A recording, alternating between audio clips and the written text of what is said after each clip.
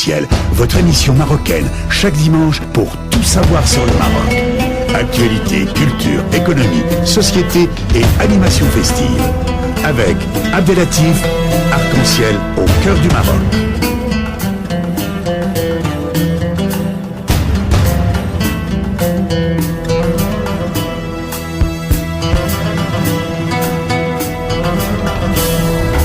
Arc-en-Ciel, la chronique.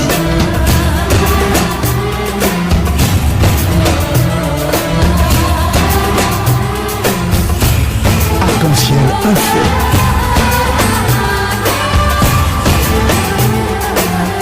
Arc-en-Ciel, animation festive.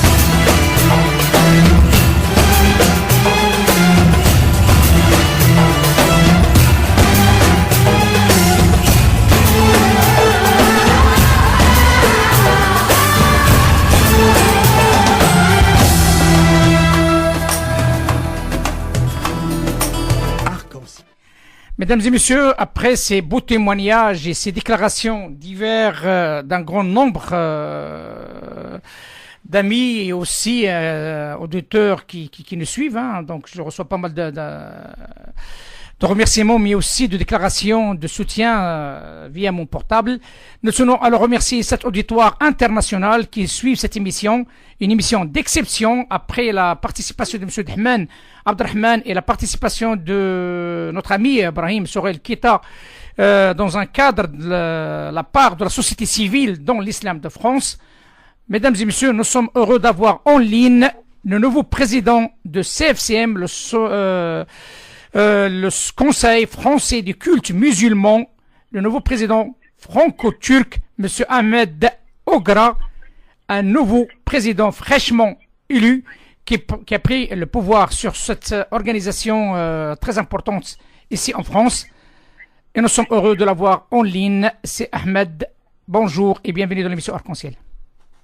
Bonjour. Enchanté de participer à votre émission. Eh bien, écoutez, c'est un grand plaisir pour nous, après la participation de votre prédécesseur, Monsieur Kbibesh, donc nous sommes heureux de vous avoir avec nous, surtout dans un moment un peu très difficile pour l'islam ici en France, suite aux différents attentats, suite aux différents problèmes que nos concitoyens vivent ces derniers mois, ces dernières années. Et ma première question, si vous le permettez, quel est l'état de lieu faites-vous du CFCM à votre prise actuelle de la présidence? Donc l'état des lieux aujourd'hui n'est pas fait, mais il y a un état des lieux, je dirais, qui est naturel, c'est qu'on est à 2 ans, on est sur le dernier mandat, je dirais, du 2013-2019 au niveau du CFCM, et donc on doit préparer les futures élections pour mai-juin 2019, et donc forcément il y aura un état des lieux qui sera fait, qui sera détaillé au niveau interne du CFCM et au niveau externe, pour savoir où on est au CFCM, je dirais, dans les différentes actions. D'accord. Selon vous, quelle amélioration comptez-vous produire et quels sont les chantiers, surtout en termes de stratégie, quels chantiers prioritaires sur lesquels vous allez vous pencher? Aujourd'hui, le champ prioritaire, c'est la communication. Aujourd'hui, le CSM doit se faire connaître, doit, je dirais, donner l'image du deuxième culte en France, qui est l'islam, une image positive, une image apaisée, et surtout ne pas être présent. Il faut qu'on soit présent dans tous les débats, dans toutes les occasions. Il faut que l'islam de France, soit présente. Et en même donc 2018, le CFCM aura 15 ans, donc c'est un adolescent, et donc il faut qu'il se prépare dans le monde, dans le nouvel millénaire qui est en train d'arriver. Je dirais, quelle est la position des musulmans, des musulmans vis-à-vis de la politique, vis-à-vis de l'économie, vis-à-vis de la biotechnologie, vis-à-vis de tout ce qui arrive au jour d'aujourd'hui. Justement, donc c'est la question qui se pose parce qu'on entend parler de CFCM et le président de la République lors de l'iftar, du mois de Ramadan, donc je crois que vous l'avez assisté, il a parlé d'une manière directe. Le CFCM ne représente pas la totalité des musulmans. Est-ce Oui, Oui, je vous en prie, allez-y. Il a soulevé quelque chose, je dirais, d'essentiel. C'est qu'aujourd'hui, le Conseil français du culte musulman, dans son objet social, est là pour représenter les gestionnaires de culte, donc le culte indirectement, le culte. Mais il n'est pas là pour représenter les fidèles, le musulman ou la musulmane. Vous êtes d'accord? Donc quand on parle de légitimité, il faut qu'on soit en adéquation par rapport à l'objet social du CFCM. Aujourd'hui, l'objet social du CFCM, c'est la représentation des gestionnaires de lieux de culte ou du culte en général, mais pas forcément de la société civile. Donc là, il y a une ambiguïté. Exactement. Par contre, si aujourd'hui on décide que le CFCM doit sortir du champ cultuel, qui garde le cultuel, qui fasse de la politique, de la représentation, je dirais représenter la partie civile, là, il y a un travail à faire. Mais c'est pour ça qu'il faut que ce débat, le président de la République l'a ouvert indirectement, mais il y a un débat à faire, en interne et en externe. Où doit être le CFCM? Qu'est-ce qu'il doit faire? Est-ce qu'il doit rester à 100% cultuel? Et dans ces cas, est-ce qu'il le fasse? Et dans ces cas, la représentation ou la légitimité, elle se ferait par les gestionnaires de culte et par, je dirais, les religieux, ceux qui ont la matière, la théologie, et donc c'est entre eux. Par contre, si on dit que le CFCM doit se tourner vers une position plus politique, plus représentative de la partie civile, donc là, il y a des réformes à faire, il y a des changements à faire au niveau du statut. Mais c'est deux choses différentes. Donc on ne peut pas critiquer ou analyser le CFCM actuellement dans ce qu'il est. Justement, parce que le souci qui se pose actuellement, c'est que tout le monde se plaint du CFCM. Sur cette base, il y a une gestion culturelle que vous définissez, et je partage votre opinion. Mais le souci qui se pose, c'est une gestion culturelle qui est fermée. On n'entend pas parler des autres composants de la société musulmane qui sont capables d'y participer ou bien de donner main forte afin de sortir de ce dossier de l'islam avec une bonne communication, surtout comme vous l'avez bien cité au départ. Donc c'est pour ça, je dirais les personnes qui sont pas dans le CFCM ou dans les CRCM, il faut pas qu'ils se sentent, je dirais, mis de côté. Le CFCM et les CRCM eux-mêmes manquent de communication, ne sont pas là où ils sont, vous voyez. Donc c'est un problème général, collectif. Aujourd'hui, la pudeur des musulmans, des musulmanes ou des gestionnaires de culte sont dans cette pudeur de réserve. On apparaît quand il faut et la communication n'est pas faite en intérieur et en plus elle n'est pas reliée par les médias ou par ces relais médiatiques. Donc, on a un vrai problème sociétal qu'on doit résoudre. Et pour ça, le champ important, c'est la communication. Soit dans le CFCM ou hors CFCM, on a un souci de communication, nous les musulmans, les musulmans de France. Nous avons un réel problème avec nos jeunes, et ça, on a parlé au téléphone, et vous avez parlé par rapport à ce vaste chantier que vous m'avez dit, comme quoi c'est un chantier sur la radicalisation. Qu'est-ce que vous pouvez nous dire par rapport à ce chantier que vous avez pris la décision d'y aller plus loin, la radicalisation de nos jeunes? Aujourd'hui, sur la radicalisation des jeunes, il y a deux champs. Il y a un champ qui est la prévention.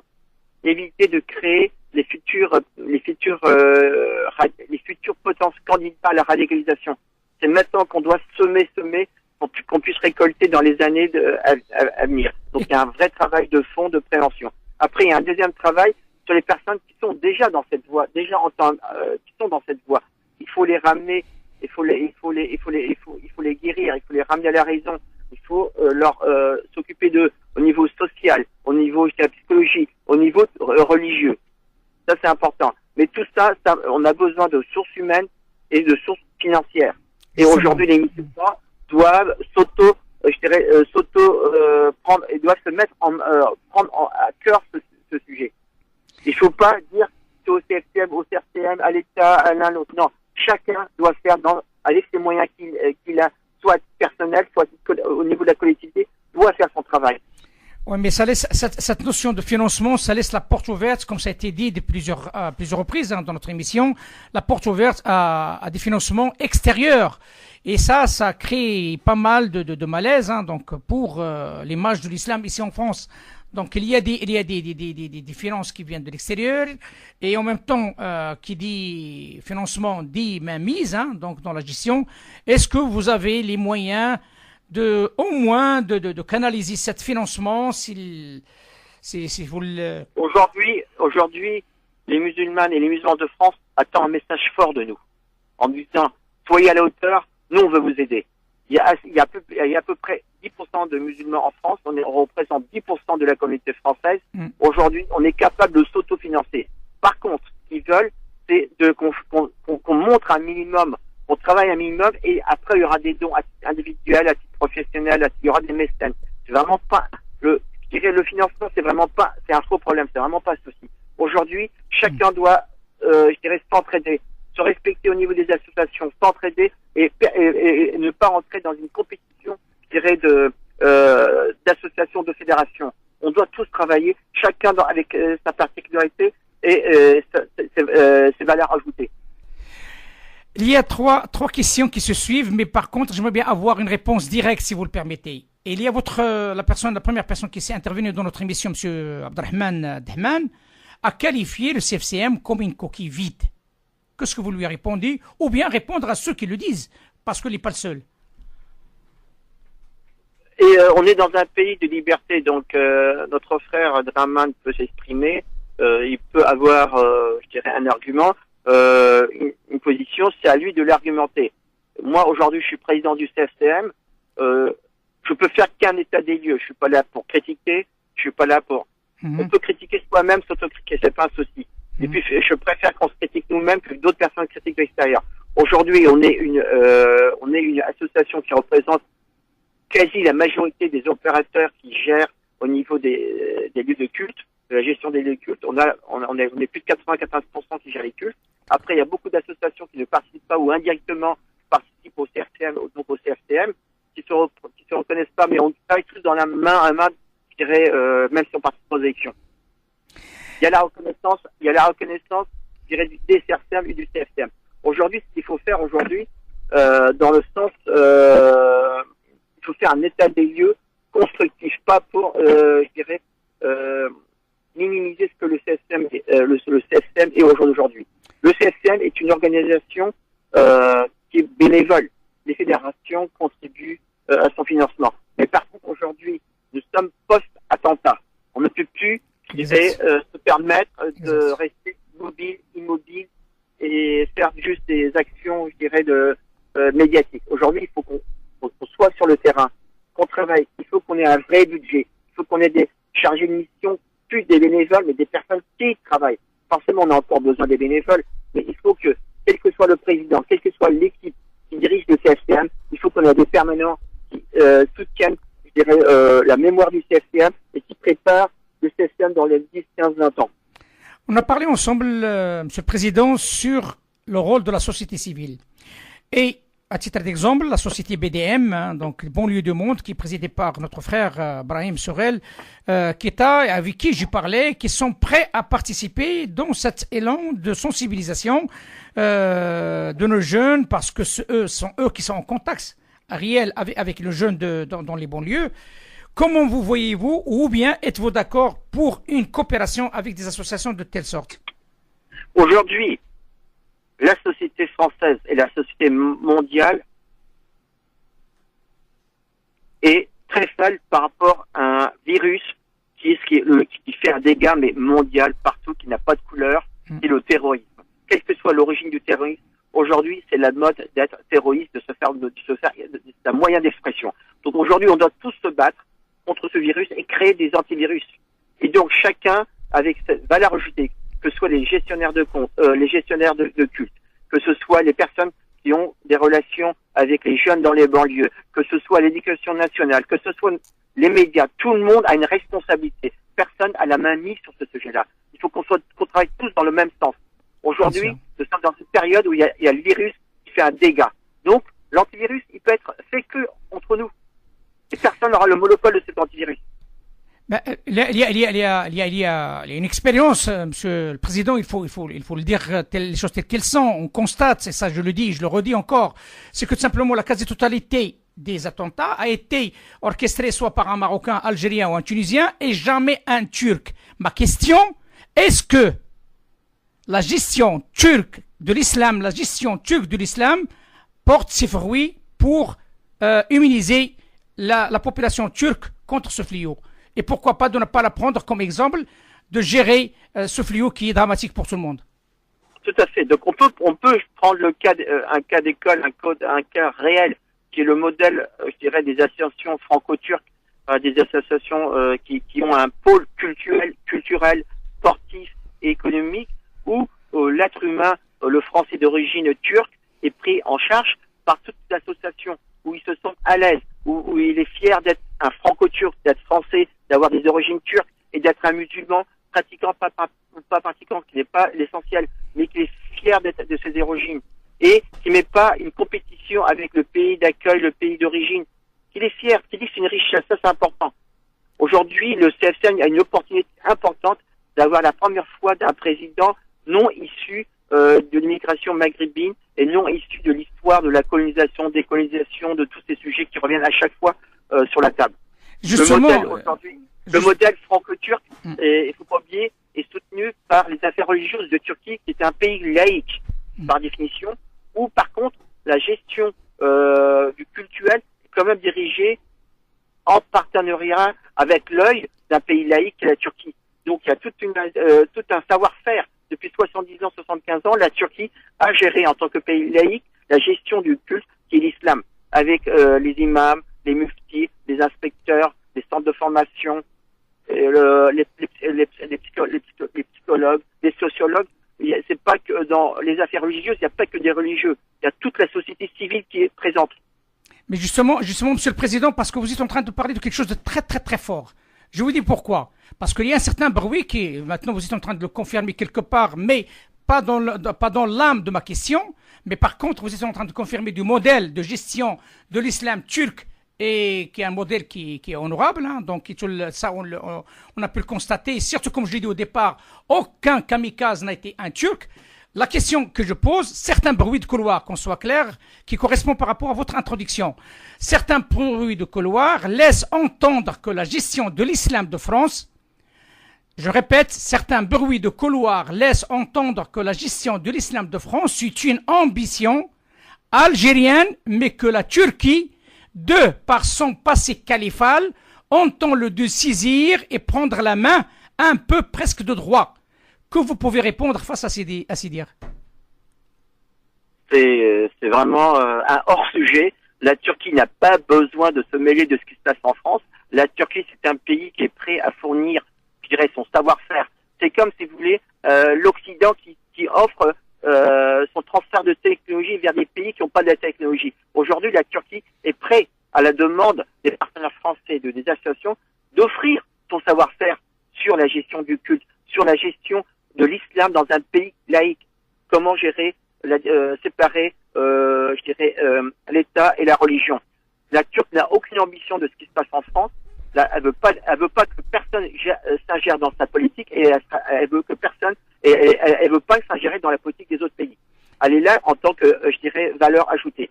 Et aujourd'hui, le CFCM, c'est un regroupement d'associations, de fédérations importantes. Aujourd'hui, on nous a fait toujours croire qu'il y avait un problème algérien, algéro-marocain. C'est ça. C'est vrai, c'est peut-être vrai, c'est peut-être pas vrai, qu'importe. Mais aujourd'hui, on a l'opportunité de dire que ce sujet n'est plus d'actualité avec la présence d'un non-maghrébin.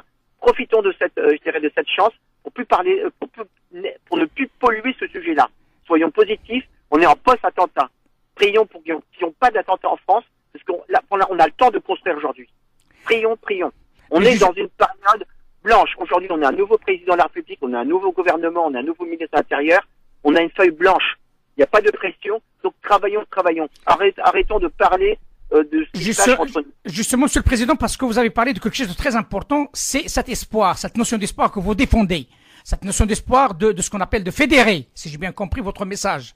Donc, cette notion d'espoir et de fédérer, comment vous, pendant votre mandat maintenant, vous allez présenter et vous allez préparer les nouvelles élections que tout le monde dit que ce sont des élections qui n'étaient pas tout à fait en normes, parce que il y a un réel problème par rapport à ces élections dans le passé. Comment vous faites, dans le futur proche, faire aimer les gens pour faire confiance à ces élections au CFCM et peut être présent, parce qu'on voit toujours les mêmes têtes pendant un certain temps? C'est pour ça il faut ouvrir, il faut communiquer, il faut pas avoir peur des personnes qui critiquent, il faut pas avoir peur des personnes qui veulent dire quelque chose. Il faut mieux les avoir à côté, avoir un dialogue franc et avancer sur les sujets. Tout le monde veut, je dirais, apporter sa pierre à l'édifice. Donc, il faut ménager tout ça. Il faut laisser, il y a un temps de dialogue, un temps, je dirais, peut-être de malcompréhension, un temps où il faut tout se dire. Il faut crever les abcès. Et après, il y a un temps d'observation en disant, voilà, maintenant, on veut faire ces choses. Qu'est-ce qu'on doit faire pour faire ces choses? On met toutes nos origines de côté, nos fédérations de côté. Êtes-vous soutenu, Monsieur le Président? Êtes-vous soutenu? C'est la question. Je suis soutenu par tous les concitoyens français, par toute la société civile française. Je suis soutenu. Je suis un chef d'entreprise. Oui. Je sors du sérail. Depuis l'âge de 13 ans, 15 ans, j'ai toujours été dans la gestion. Mon père était un ancien président de gestion de culte, donc j'ai toujours baigné dans ce milieu. Donc je me sens à l'aise. Mais par contre, je ne dois rien à personne. Ça, c'est important. C'est une liberté. Aujourd'hui, il faut profiter, je dirais, de cette je dirais, échéance pour faire un état des lieux fait par nous-mêmes. Il ne faut pas que des instituts politiques, comme l'Institut de Montaigne, des autres instituts, des journalistes, nous fassent notre état des lieux. C'est à nous-mêmes de nous analyser, à nous-mêmes de voir nos points faibles et forts. Dire, voilà, maintenant qu'est-ce qu'on va faire? Et c'est ensemble qu'on va décider. Est-ce que le CFCM doit rester à 100% cultuel? Ou est-ce qu'il doit représenter la société civile musulmane? Dans ces cas, on sera plus 100% cultuel. Il y aura du cultuel, il y aura de la politique, il y aura... voilà. Et ça, c'est un débat qu'on doit... Il faut pas avoir peur de le dire. On n'est pas là pour trancher, on est là pour parler, pour voir tous les points de vue. Et après, s'il faut créer d'autres fédérations, d'autres structures, d'autres institutions, on le fera tous ensemble, en fonction de l'objet et des intérêts de la communauté. Mais ces intérêts de la communauté est les mêmes que les intérêts de la nation française. Il faut se dire, les musulmans en France sont unis, pas dans l'unicité, mais unis dans la différence, dans nos richesses. Ça sera une société française qui sera unie. On ne sera plus les boucs émissaires, on ne sera plus les faire-valoir de certaines choses qui se passent en France. Aujourd'hui, notre désunion permet à certaines personnes de cacher les misères en France. Arrêtons, réveillons-nous. Justement, bon courage, Monsieur le Président. C'est ma dernière question, si vous le permettez. Qu'est-ce que vous pensez de la Fondation l'Islam de France, présidée par l'ancien ministre, M. Chevènement?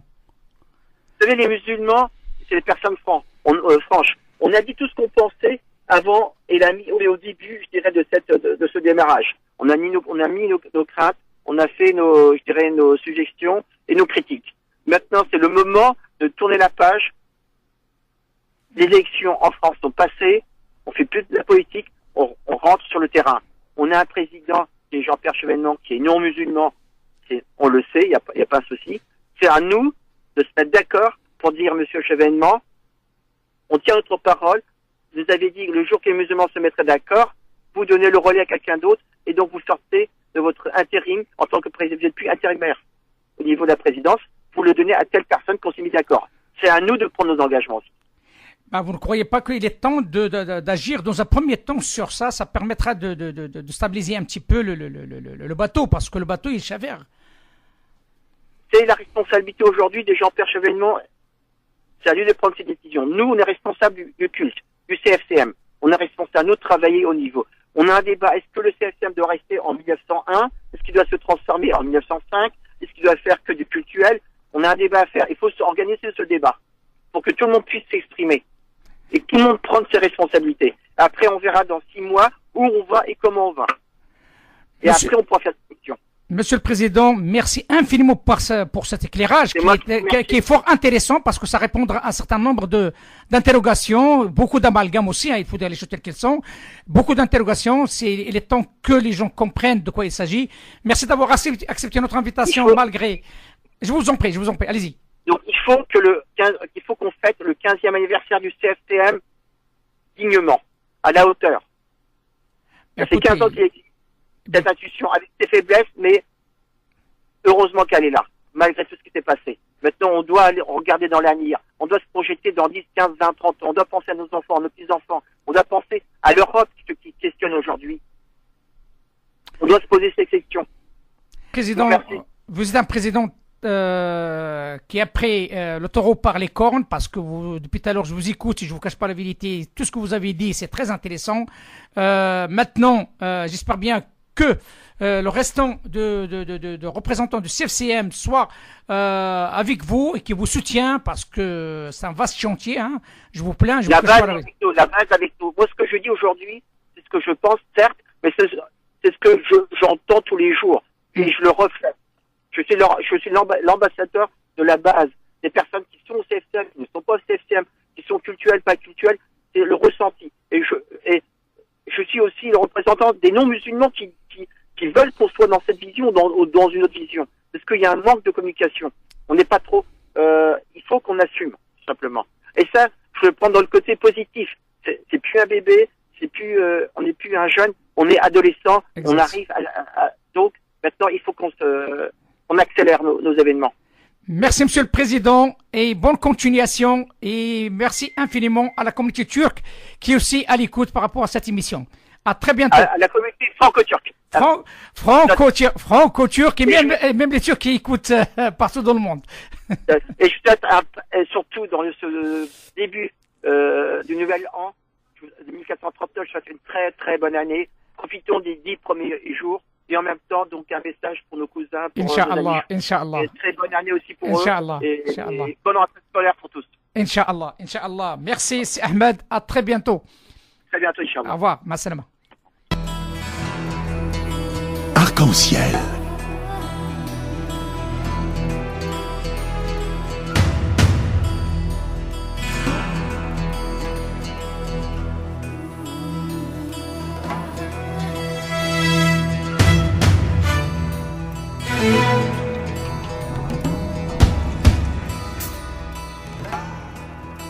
Arc-en-ciel, votre émission marocaine, chaque dimanche pour tout savoir sur le Maroc.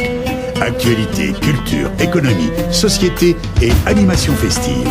Avec Abdelatif, Arc-en-ciel au cœur du Maroc.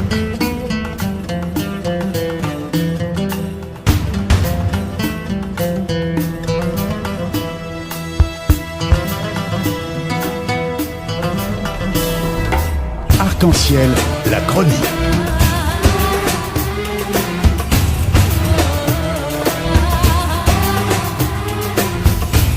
Arc-en-ciel info.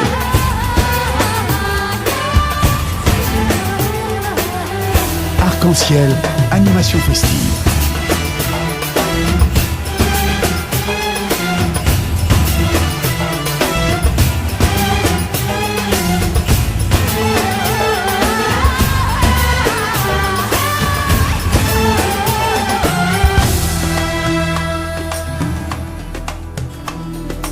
Arc-en-ciel au cœur du Maroc.